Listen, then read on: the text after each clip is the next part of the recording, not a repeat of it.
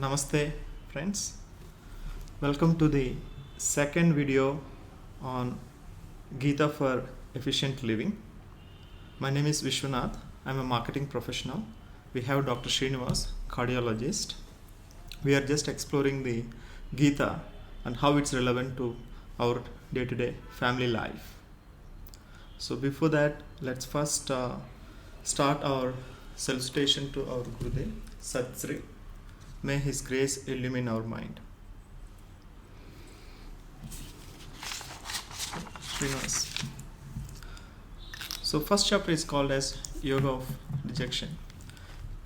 So can you give a context behind this war and the first chapter?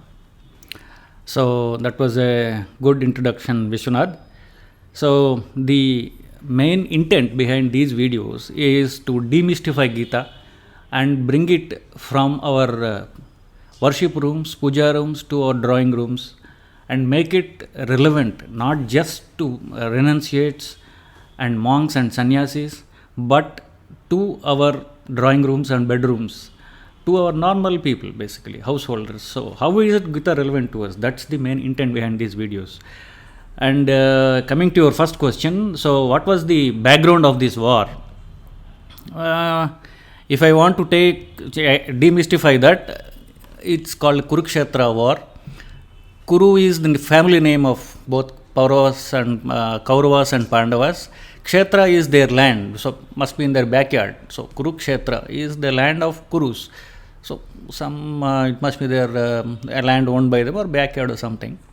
So basically it's a property dispute between cousins. You see that in every family, isn't it? So brothers, siblings. So it's a property dispute between cousins.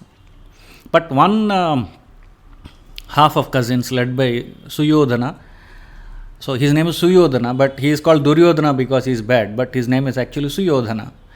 So that guy he grabbed the property of other his cousins called Pandavas in a sly way over a gambling game. So then the actual flashpoint came when these Suyodhana and his brothers basically tried to rape the wife of Pandavas, being Draupadi. So that became a flashpoint, and then it never really was the same. So it precipitated the war when these guys did it. So this is everyday life, isn't it? We see these even today. It is happens every day, everywhere. So this is the same cause 5,000 years back, and it's same now also. Okay, so it's normal conflicts. The cause of conflicts then and now are the same: property and women. So that's what they say, like we run behind money, fame, wealth and women. So that's the reason we were discussing last time as well. Okay. So why did this conversation begin here? Because it seems to be a normal war. It could have proceeded further, but what has ended happening is this big lengthy exchange. So it all started when the hero Arjuna, he wanted to. I think the seeds of the whole Gita started something like he wanted to look at the armies. He wanted to survey the armies on both sides. So he asked his charioteer at that point, his brother-in-law, who happened to be Krishna. So he said, why don't you just take me to a point where I have a vantage view of both sides? And then the whole thing started. So what happened when he surveyed both the sides of the armies? So I think he describes his physical situation. Before we analyze it, let us see the factual things. In verse 21 of chapter 1, the Arjuna says, when he looked at both armies, he something initially which started like an anxiety, precipitated or progressed to something like a panic attack. The typical symptoms of a panic attack which everyone has. Like for example, he said the symptoms he described in verse 21 were, my limbs are giving way, my mouth is dry, my limbs are trembling, my hair stands on end. These are the symptoms physical symptoms he described in verse 21. So dry mouth, hands trembling, hair standing on end. These are typical physical symptoms of a panic attack, someone having a panic attack. So looks like he had a panic attack when he saw the fighting cousins. I see. So it's described in our folklore that Arjuna is the greatest warrior, right? So he has great education from Drona, and he also went on to get weapons from Devalok, and he also got the weapons from Shiva also. So he is such a big maverick warrior. And why did he has this mental state? Do you call this performance anxiety before we get into an exam, or Yes, it looks self-contradictory. One way we are saying Arjuna is a great warrior, and when he is asked to fight, he had this something like a panic attack. Looks self-contradictory. Excuse me. But as you see, I'll give you an example. I'm a doctor, for example. So usually most doctors don't operate on their close relatives or friends. That's because you are too invested in the outcome. You are attached to your patient. The problem comes when you are attached to the patient, because you are too much invested in the outcome, that it has to be good because it's your own kith and kin. So the attachment to the outcome makes you more anxious. Attachment to the results. So because I'm a doctor, I can say this. But suppose someone is too attached to his job. When he retires, most people go into depression because they are too much attached to their job. They can't let it go. So it's like attachment to our families, attachment to our job. So these are the typical examples. And basically the pathophysiology or the root cause is attachment. When there is attachment to the outcomes, it makes you more anxious that it has to be correct. When outcome has to be on, you fix the outcome in a certain way, then anxiety builds that what if it doesn't, the outcome is not what you want. Then actually anxiety makes you less efficient. Yeah. So when you want it in one way and you want it only in that way, there is anxiety, there is panic attack. So with this panic, actually your efficiency comes down. Yeah, you're not able to focus on the present. So the great warrior Arjuna had attachment to the ones who is fighting. I'm just talking about a surgery or an injection or something like that, or a job. But there he had to kill his teacher, his grandfather, his actual great grandfather, and his other brothers-in-law, his cousins, all them who are on the other side. So the attachment came in way. He couldn't execute his, in which he is very good at, basically. He is the best in archery. But still, when it came to dealing with his own cousins, his own relatives, with his teachers, he couldn't do it. So his attachment is the root cause for his panic attack. Right. Okay. And this panic attack of anxiety has led to what? He almost decided don't want to fight. Yes. He's almost like dejected, or? Yes. So it started with having mild anxiety. When he saw both armies, he had a panic attack. Then he unconsciously decided that I can't do this. When he said I can't do this, then he reeled off 46. The chapter 1 is 47 verses. Till 46th verse, he just went on reeling out actually 13 questions in series to Krishna. So where initially it started like this, but he went on justifying his behavior. He did not look at it behavior in an objective way. He said, I'm not going to do this, and went on justifying his behavior in saying that, what if I get this? What if I get the throne when I have killed all my cousins? And what can I do with the land I get? If there are so many widows, so many children without their fathers. He went on and on and on. So for he posed in series 13 questions to Krishna. So it was just trying to justify his behavior. He went on and on. This is also something we do in our day-to-day life also, to avoid something. Yes. Another. We think it's irrational. We are justifying for not performing our duty. Yes. Right. It's common behavior. Yeah, but in this case, based on the symptoms you narrated earlier, it also had some physical weakness.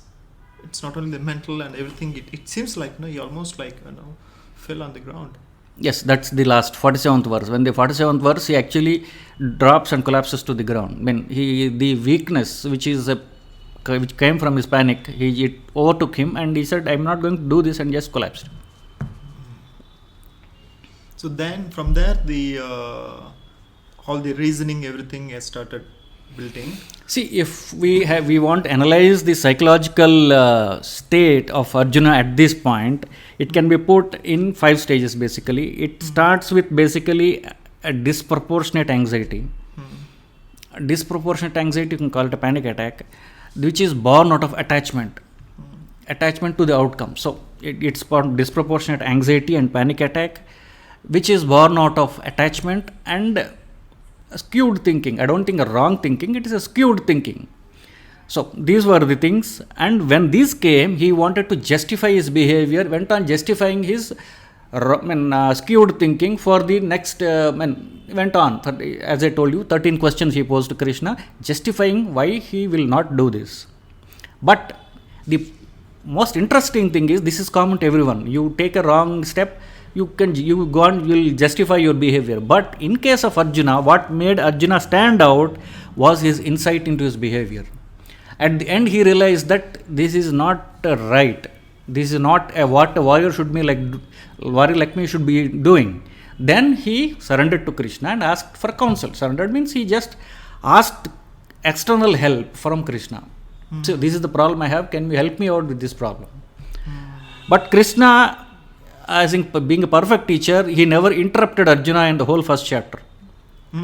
He just let him vent out his feelings, and he just did not interrupt him. Krishna started talking only in verse 2 after chapter 2. Till that time, Krishna never uttered a word. He just let Arjuna talk and just let him empty out his mind. Okay. So first chapter is nothing but the yoga of we being in depressed state and locking down in a room, and that kind of. So clearly, I think the counselor, the one they bring these depressed or lack of motivate people to bring out, right? So what is the importance of the trust and the attitude of seeking here? And is it normal that these things will happen with those people, with the depressed, or because we do know a lot of people get into suicide as well? Yes. What is that point, that differentiating between these two states, where somebody taking Krishna path or somebody getting doomed? Yes. So let us. You have progressed to depression actually. See, if you take a psychological point of view, because I'm a doctor, 45% of all people who are anxious have depression. Both go hand in hand. 45, nearing half of the people who are anxious have depression. So after having a panic attack, the negative whirlpool in which the negative thoughts in which Arjuna was proceeding is a depression. That you could ask me. So, but Arjuna, this thing can be dissected into either is it depression or it is dejection. Both are different basically. Depression usually is considered as a whirlpool of negative thoughts which just sucks you down. You are overwhelmed by the negative thoughts. Next, it starts with dejection starts in the same way as depression. At some point, people see light if you are dejected. In depression, they don't see light because they don't have insight, they don't have honesty, because they think their problems are induced from someone outside, the circumstances which are pushing me down and I am helpless. At that point, some people, suddenly light enters their system, and that state is called dejection. It's not depression, where they realize that the source of their problems is themselves, and they need to do something about it. They're capable of doing something about it. Okay. So they see that the source of the problems is themselves or their negative thinking part. So whereas the persons with depression, they just go down. They are just overwhelmed by their negative thoughts. The people who state what we call dejection, they realize that they are their source of negative thinking.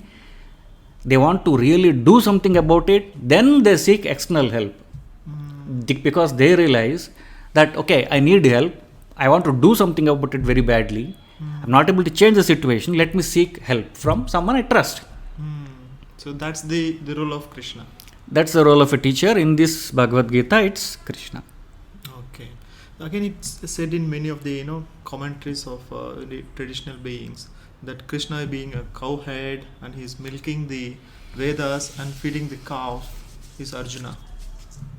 Like all these Upanishads being milked and provided in this Gita in this 700 verses. But it's interesting that Krishna didn't utter a single word in the first chapter.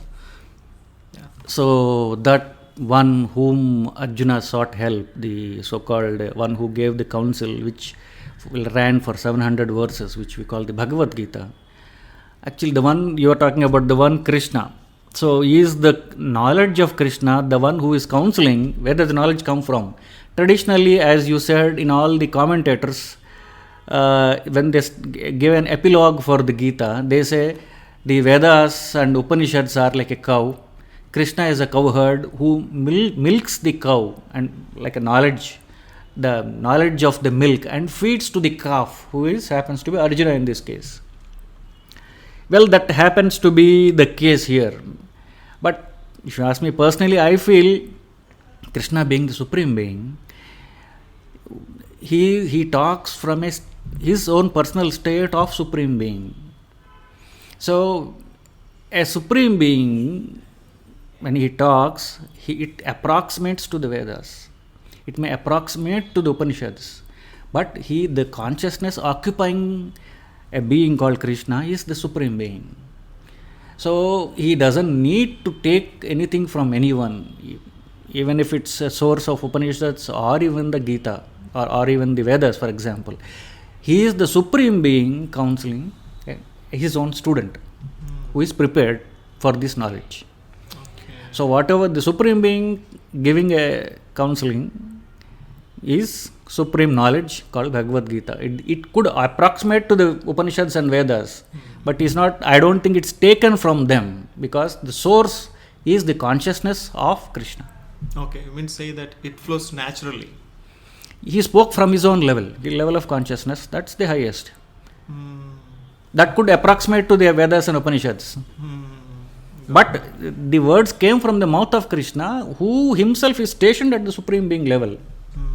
So it came from that level. It could approximate to whatever. Right. Okay.